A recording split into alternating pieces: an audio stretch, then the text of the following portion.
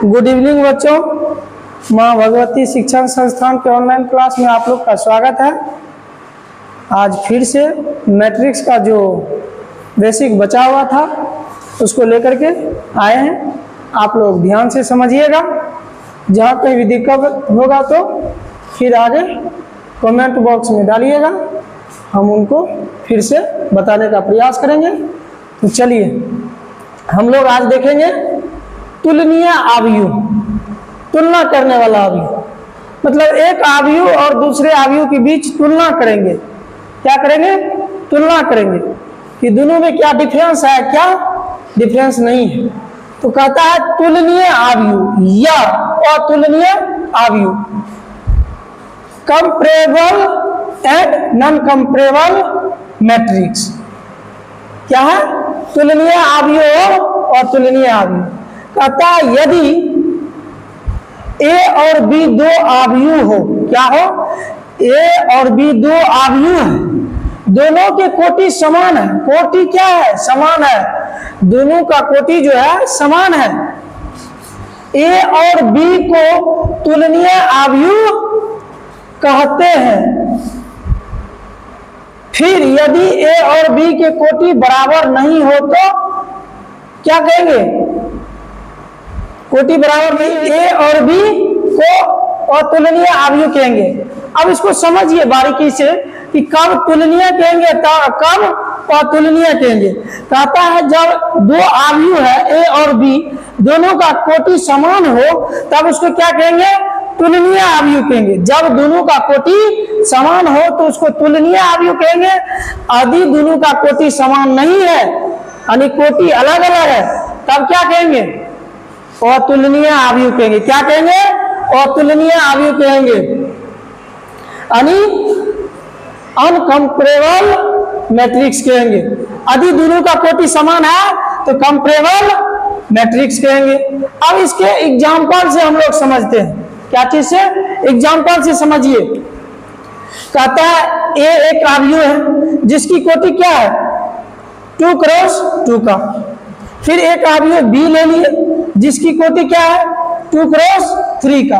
अब दोनों का कोटि क्या समान है? ये 2 क्रॉस 2 का है, ये 2 क्रॉस 3 का है। अब बताइए ये दोनों जो है क्या समान है? यदि इन दोनों की तुलना किया जाए तो क्या होगा? अतुलनीय आव्यूह होगा। क्या होगा? अतुलनीय आव्यूह होगा। अब देखिए फिर एक आव्यूह दिया हुआ है सी, जिसकी की क्या है? कोटि 2 क्रॉस 3 का। इसका भी 2 क्रॉस 3 है, इसका भी 2 क्रॉस 3 है। यदि बी और सी जो आव्यूह है, दोनों की तुलना हम करें तो दोनों का कोटि क्या है बाबू? समान है। क्या है? कोटि का समान है। देखिए ना, 2 क्रॉस 3 और 2 क्रॉस 3 का है। दोनों 2 क्रॉस 3 का है, इसलिए दोनों क्या हो जाएगा? तो तुलनीय आव्यूह हो जाएगा। क्या हो जाएगा? तुलनीय आव्यूह हो जाएगा। अब फिर एक आव्यूह और दिया है बी, जिसका की कोटि क्या है? 2 क्रॉस 2 का। यदि यहां देखा जाए तो पहला आव्यूह ए जो है चौथा आव्यूह डी से तुलनीय आव्यूह है, क्योंकि दोनों का कोटि क्या हो रहा है? समान हो रहा है। और आव्यूह बी और आव्यूह सी का जो है कोटि समान है, इसलिए दोनों क्या होगा? क्या होगा? ये दोनों जब ए और बी की तुलना किया जाएगा तो अतुलनीय हो जाएगा। क्या हो जाएगा? अतुलनीय हो जाएगा। फिर यदि हम कर दें यहाँ सी और डी की तुलना तो ये भी दोनों क्या हो जाएगा? अतुलनीय हो जाएगा। कहने का मतलब ए और डी तुलनीय होगा, बी और सी क्या हो जाएगा? दोनों में यदि तुलना किया जाए तो तुलनीय आव्यूह होगा। लेकिन जब ए और बी की तुलना किया जाएगा तब अतुलनीय होगा, क्योंकि कोटि समान नहीं है। फिर यदि सी और डी की तुलना किया जाएगा तो क्या होगा? अतुलनीय होगा। क्यों? क्योंकि दोनों का कोटि समान नहीं है। तो इस बात को आप लोग समझ रहे हैं। जिसकी कोटि समान रहेगी, दो आव्यूह में कोटि समान रहेगी तो अतुलनीय आव्यूह होगा, और जिसमें कोटि समान नहीं रहेगी अतुलनीय आव्यूह होगा। चलिए इसके बाद हम लोग देखते हैं उप आव्यूह, सब और ब्लॉक मैट्रिक्स। क्या होगा? सब और ब्लॉक मैट्रिक्स, उप आव्यूह। अब इसको समझिए किसे कहते हैं उप आव्यूह। मतलब एक आव्यूह होता है, एक उप आव्यूह, जैसे नाम होता है एक्चुअली, और एक उपनाम भी रखा जाता है, तो उसी तरह आव्यूह और उप आव्यूह। तो चलिए, कहता एक कोई आव्यूह हो तब यदि कुछ रॉ और कुछ कॉलम को हटाने पर जो वर्ग आव्यूह प्राप्त होता है उसे आव्यूह का उप आव्यूह कहते हैं। कहने का मतलब है वो कोई आव्यूह दिया हुआ है, चाहे वह कोई भी कोटि का ले लो, 3x3 का ले लो या 3x4 का ले लो या 4x4 का ले लो, यदि उनमें से कुछ रॉ को और कुछ कॉलम को हटा करके एक वर्ग आव्यूह अलग करें तो उसी जो अलग करेंगे काट करके हटा करके उसी को हम लोग क्या कहेंगे उप आव्यूह कहेंगे। क्या कहेंगे उप आव्यूह, यानी सब और ब्लॉक मैट्रिक्स कहेंगे। क्या कहेंगे सब और ब्लॉक मैट्रिक्स कहेंगे इंग्लिश में। तो चलिए इसको एक उदाहरण से समझते हैं। जैसे एक आव्यूह दिया हुआ है एक, यानी मैट्रिक्स भी कह सकते हैं। मैट्रिक्स ए दिया हुआ है आपको 3x3 का, इसमें 3 रॉ है और 3 कॉलम है। क्या है 3 रॉ और 3 कॉलम है। अब देखिए इसमें से हम उप आव्यूह निकालेंगे। क्या कहेंगे उप आव्यूह निकालेंगे। जैसे यहाँ 4 5 7 8, तो देखिए 4 5 7 8 कहने का मतलब यहां से इसको काट करके निकाल लिया एक वर्ग की तरह, तो ये क्या हो जाएगा, देखिए ये अवयव जो है इसी आव्यूह का है, इसी आव्यूह का। इसमें से पहला रॉ को छोड़ दिया और तीसरा कॉलम को छोड़ दिया, दूसरा रॉ और तीसरा रॉ में से अवयव को उठाया और ये पहला रो का और दूसरा रो सॉरी पहला कॉलम और दूसरा कॉलम का क्या है दूसरा और तीसरा अवयव को लिया है। तो कहने का मतलब यह एक काट करके इसमें से यह एक आव्यूह तैयार किया गया जिसको हम लोग क्या कहेंगे उप आव्यूह कहेंगे, क्योंकि इस आव्यूह में से काट रहा है ना, तो ये क्या हो जाएगा उप आव्यूह होगा। इसका कोटि क्या होगा 2x2 का। फिर देखिए एक तीसरा भी काटते हैं, जरूरी नहीं है कि एक ही ठो काट सकते एक में से, फिर दूसरा भी काट सकते, जैसे 4 6 7 9। अब देखिए 4 6 7 9 कहने का मतलब दो जो है पहला कॉलम और दूसरा रो तीसरा रो से लिए ये, और ये लास्ट वाला जो कॉलम है उनमें से 2 अवयव ले लिए और इन दोनों को मिला करके ये बीच में से हटा दिए, तो एक अवयव का निर्माण हो गया जिसको हम लोग क्या कहेंगे, क्या कहेंगे इसको उप आव्यूह कहेंगे। क्या कहेंगे उप आव्यूह कहेंगे, क्योंकि इसमें से काट करके निकाले हैं। फिर तीसरा भी निकाल सकते हैं, देखिए 5 6 8 9 5 6 8 9 कहने का मतलब यह जो है ये भी एक आव्यूह काट करके निकाला गया जो कि एक वर्ग आव्यूह है 2x2 का। इसी तरह से हम ढेर सारे इसमें से उप आव्यूह निकाल सकते हैं। जैसे इसको देख लीजिए, यहाँ 2 3 5 6 ये भी एक आव्यूह काट सकते हैं आसानी से। फिर दूसरा काट सकते हैं।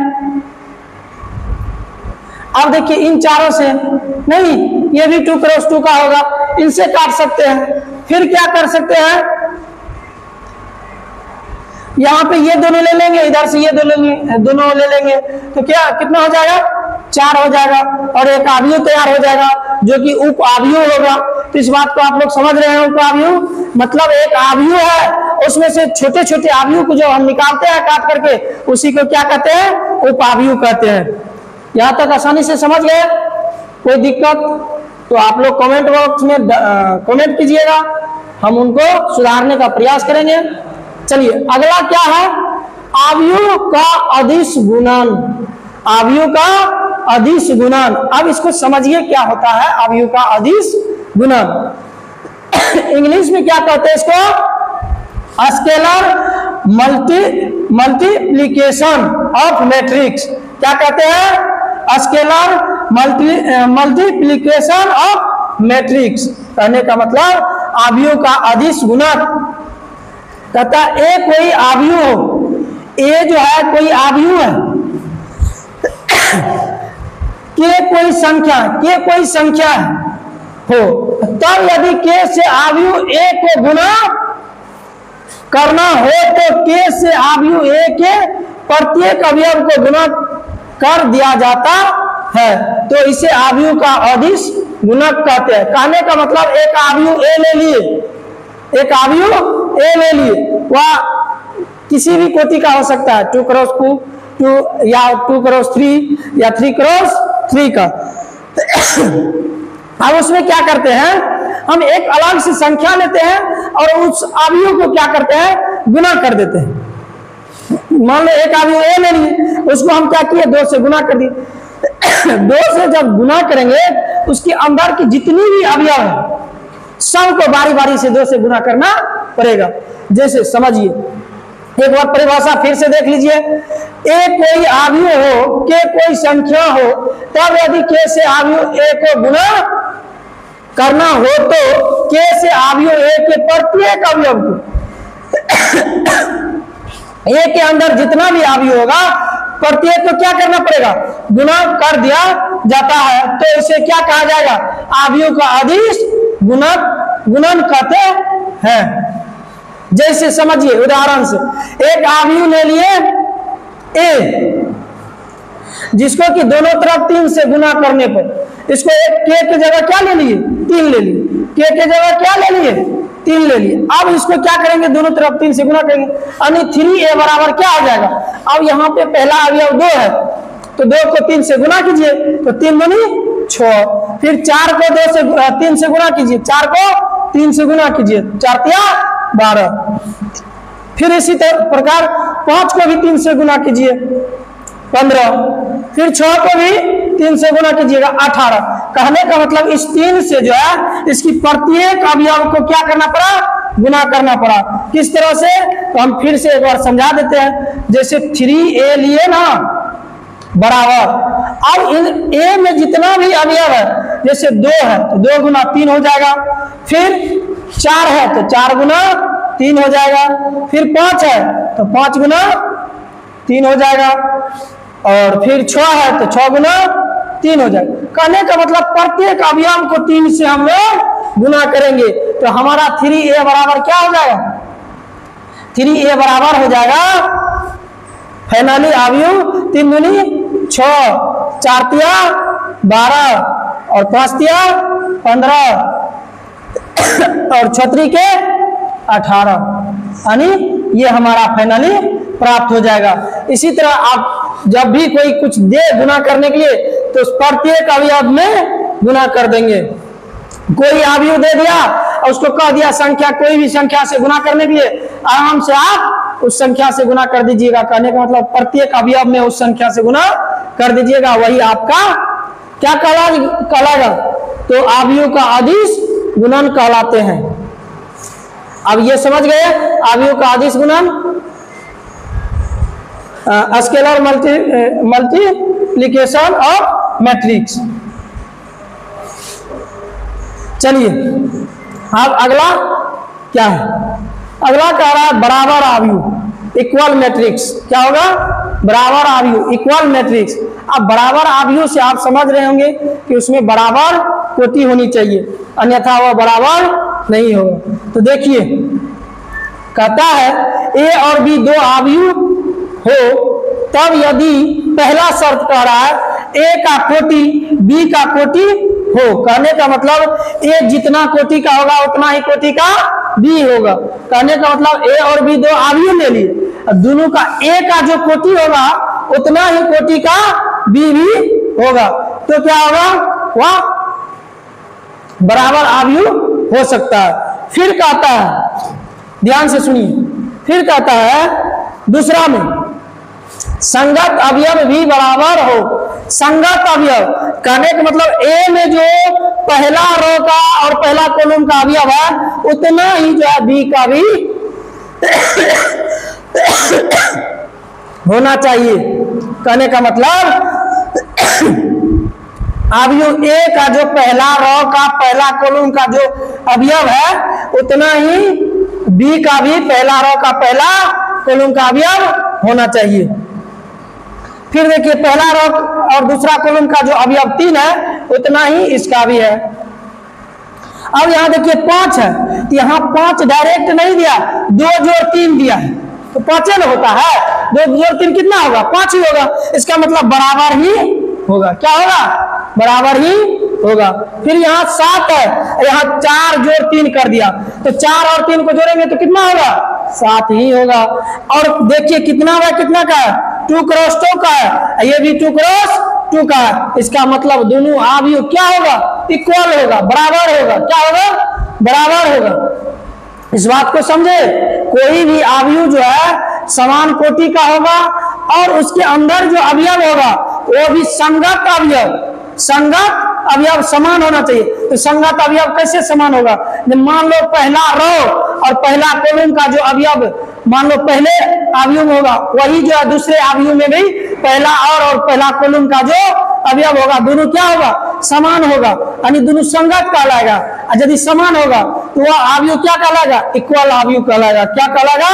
इक्वल मैट्रिक्स कहलाएगा। जैसे ए बराबर बी होगा। अब दूसरा से समझते हैं। यहाँ पे यहाँ 2 अवयव बराबर दिखा रहा है, एक में x दिया हुआ है, एक में y दिया हुआ। जब यह दोनों बराबर है तो इसका अवयव भी क्या होगा? बराबर होगा। क्या होगा? दोनों का अवयव बराबर होगा। जब बराबर होगा तो जब मान लो इसमें x है यहाँ पे, तो इसका संगत अवयव इसमें क्या होगा? 2 होगा। क्या होगा? 2 होगा। तो x बराबर कितना हो जाएगा बाबू? 2 हो जाएगा। कितना होगा? 2 हो जाएगा, क्योंकि दोनों संगत अवयव है। और कह रहा है कि दोनों मैट्रिक्स जो है बराबर है, दोनों अवयव क्या है? बराबर है। तो इसका अवयव भी तो बराबर होगा। जब अवयव बराबर होगा तो x बराबर कितना हो जाएगा? 2 हो जाएगा। कितना होगा? 2 हो जाएगा। अब उसी तरह y यहाँ पे दिया हुआ है, यहाँ पे 5 दिया हुआ है, ये दोनों क्या है? संगत अवयव है, दोनों बराबर दिखा रहा है। जब संगत अवयव है तो y बराबर कितना हो जाएगा? 5 हो जाएगा। कितना होगा? 5 हो जाएगा। y का वैल्यू कितना होगा? 5 होगा। यदि 5 नहीं होगा y का वैल्यू तो ये बराबर नहीं होगा, तब ये आपस में बराबर नहीं होगा।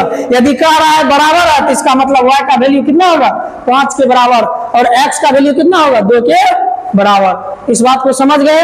आप आसानी से समझ रहे होंगे, कोई खास इसमें कठिनाई है ही नहीं। बस दोनों का अवयव क्या होना चाहिए? समान होना चाहिए। और देखिए इसमें 2 बाय 2 का ये दोनों क्या है? 2 क्रॉस 2 का है। दोनों मैट्रिक्स क्या है? 2 क्रॉस 2 का है। समझ गए? तो फिर आगे बढ़ते हैं। कहता है 2 अवयवों का जोड़ और घटाव, addition and subtraction of 2 matrix. कहने का मतलब 2 अवयवों का जोड़ और घटाव, addition and subtraction of 2 matrix. अब देखिए ये क्या होता है? जोड़ और घटाव कब संभव हो सकता है? 2 अवयव है उसमें कब जोड़ हो सकता है और नहीं हो सकता है, या घटाव संभव हो सकता है या नहीं हो सकता है। इस चीज को आसानी से समझिए। अब इसकी परिभाषा से पहले देख लीजिए क्या कहता है। ए और बी कोई 2 अवयव है। ए और बी क्या क्या 2 अवयव लिए अवयव हो, तब यदि दोनों का कोटि समान हो, दोनों का कोटि क्या हो? समान हो, यानी 2 अवयव नहीं है और उसका कोटि क्या होना चाहिए? समान होना चाहिए, तब वो क्या होगा? तो कहता है तो ए और बी का जोड़ और घटाव दोनों संभव है। जब दोनों का क्या होगा?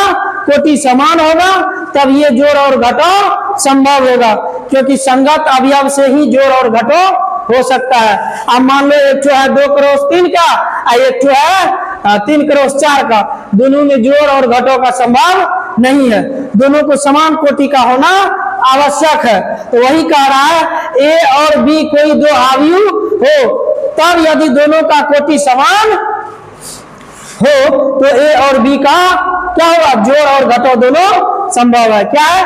दोनों संभव है। कहता है संभव है। कहता ए और बी का कोटि समान नहीं हो तो जोड़ और घटाव संभव नहीं है, यानी 2 अवयव जो ए और बी लिए यदि उन दोनों का कोटि समान नहीं है तो जोड़ और घटाव संभव नहीं है। जो न तो हम जोड़ सकते हैं न ही घटा सकते हैं। दोनों को जोड़ने और घटाने के लिए क्या होना चाहिए? दोनों का कोटि समान होना चाहिए, दोनों बराबर कोटि के होना चाहिए। यदि 2 क्रॉस 2 का है तो दूसरा पहला यदि 2 क्रॉस 2 का है अवयव, तो दूसरा अवयव को भी 2 क्रॉस 2 का ही होना पड़ेगा, तब ये जाकर के या तो जोड़ सकते हैं या घटा सकते हैं। तो चलिए इसको हम लोग एक उदाहरण से समझते हैं। कहता a प्लस बी निकालने के लिए a के अवयवों में से b के संगत अवयव को घटा दिया जाता है। सॉरी, यहाँ प्लस में कह रहा है a और b को निकालने के लिए, a प्लस बी को निकालने के लिए क्या करना पड़ेगा?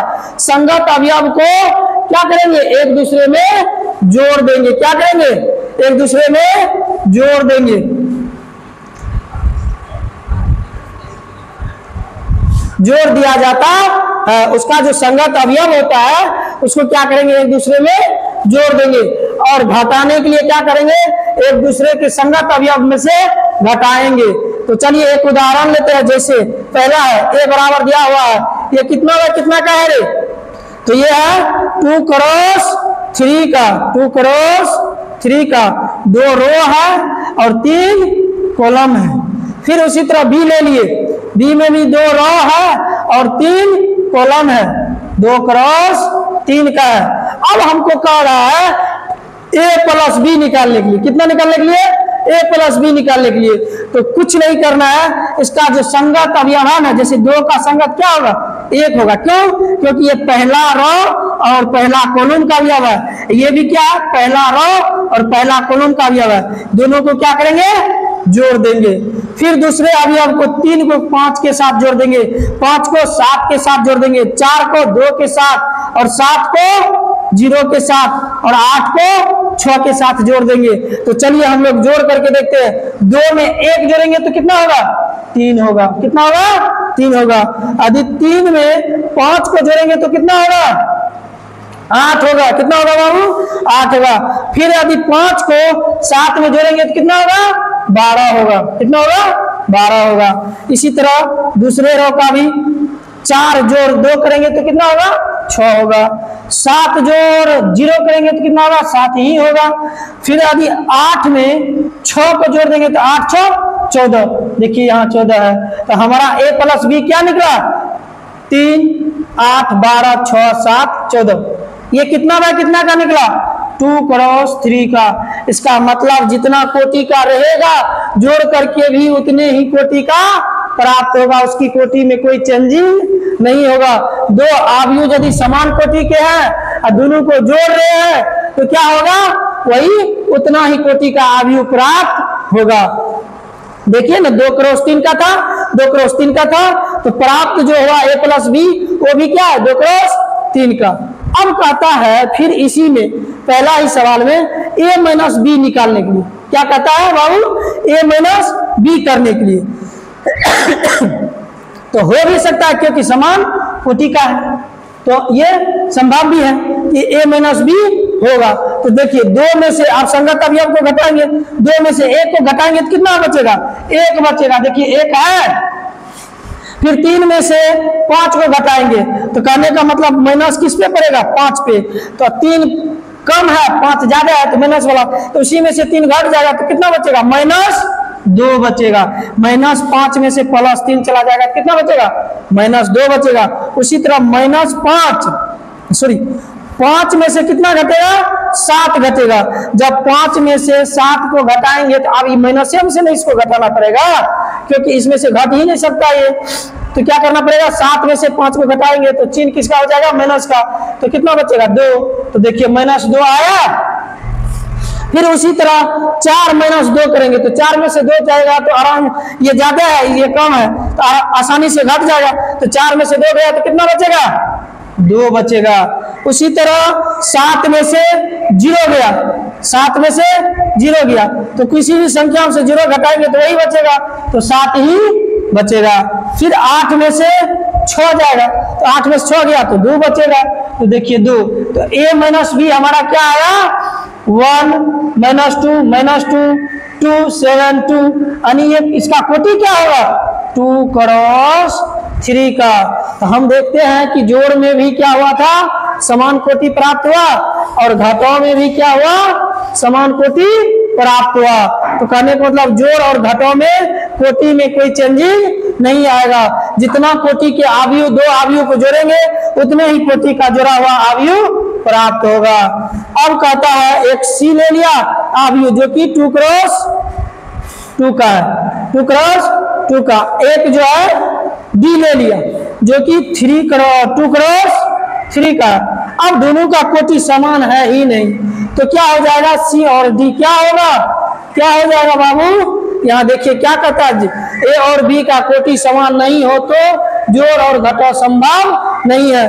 कहने का मतलब C और D का जोड़ और घटाव संभव नहीं है। क्या है, नहीं है। तो क्यों नहीं है, क्योंकि दोनों का कोटि समान नहीं है। ये 2 क्रॉस 2 का है, ये 2 क्रॉस 3 का है, दोनों का कोटि समान है ही नहीं, तो कैसे संभव हो सकता है। जैसे मान लो थोड़ा देर के लिए यदि हम करना भी चाहें तो 2 में से 1 और 2 को जोड़ सकते, 3 और 2 को जोड़ सकते हैं, लेकिन ये 3 तो बच गया, उसको किस में जोड़ेंगे, यहाँ पे ये लोचा फंस जाता है, तो फिर यह संभव नहीं होगा, इसको जोड़ना या घटाना संभव नहीं होगा। तो आज का क्लास यहीं पे समाप्त होता है। फिर जो बच गया आगे के क्लास में हम बताने का प्रयास करेंगे। चलिए आज का क्लास समाप्त होता है।